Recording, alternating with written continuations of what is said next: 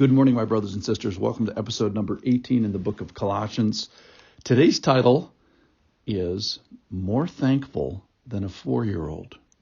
And I'm going to tell a story near the end of this 7 minutes about a birthday party with a 4-year-old who wasn't thankful, and it will be worth the wait. In the meantime, we're going to talk about two other topics. So the third one is thankfulness. The first one is going to be steadfastness in prayer. The second one is watchfulness in prayer. So we're going to ask three questions. Is my prayer steadfast? Is my prayer watchful? And then finally, is my prayer thankful? We get this from Colossians chapter 4, verse 2, and only verse 2, really. Continue steadfastly in prayer. That's the first one, steadfast, comma, being watchful in it. That's the second one. And then with thanksgiving. That's the third one. So let's deal with steadfast first. Now, steadfastness refers to the closeness, the nearness, the association of myself intimately with it. So am I attached to it? And as I am attached to prayer, I want to draw this conclusion that being attached to prayer is being attached to Him. So being devoted to some God-given task is to be devoted to Him, and persisting in a role that He would have for me is to encounter Him in that role. And to hold fast to prayer is to hold fast in Him. So if I decrease the distance between me and prayer, what I'm doing is I'm decreasing the distance between me and God. So as I increase my attachment to prayer, I'm increasing my attachment to God. So attachment to prayer is attachment to God. Closeness to prayer is closeness to God. Being near to prayer is near to God. So is my prayer steadfast? I hope so. Second thing, is my prayer watchful? So that means to be awake, fully awake, alert in a way, probably physically to start with, but really a spiritual awareness.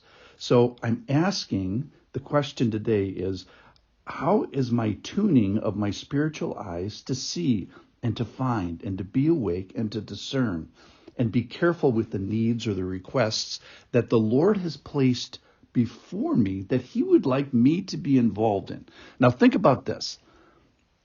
Let's say I don't pray. Is God sufficient? Is He powerful? In a sense, does He need, quote unquote, my prayer? And I think the answer to that is no, He does not. He's sufficient. He's powerful. He's omniscient. He's all powerful. He's got all these characteristics. In a sense, He doesn't need me.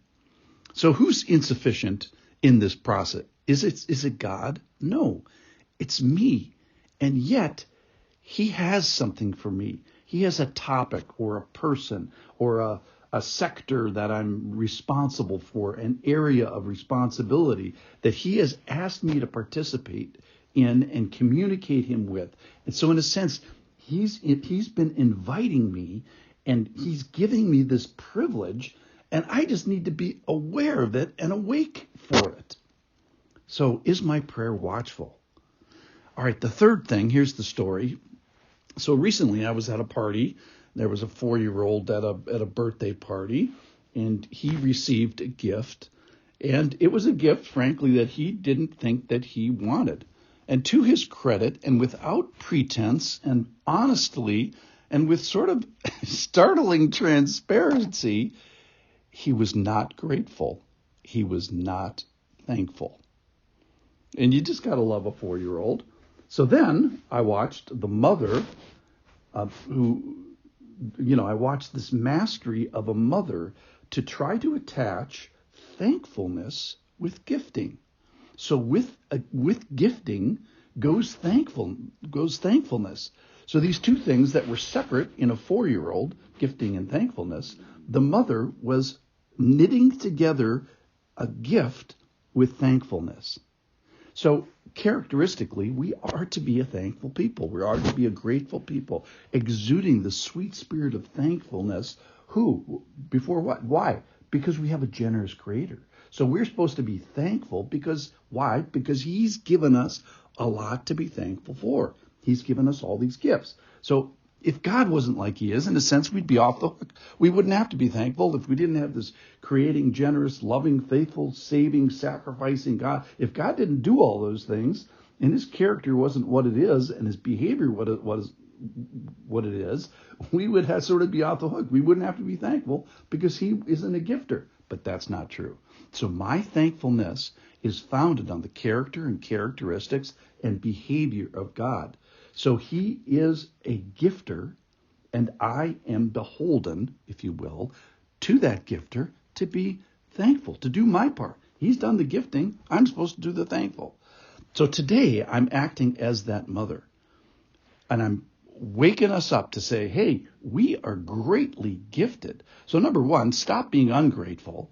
Secondly, start by being aware of the gift and then the gifter, and then reattach or attach for the first time thankfulness with the gift. He's gone out of his way for us. He's been thinking about it. He's given us his presence. He's sacrificed. So let's attach our thankfulness with all the gifts that the Creator has given us.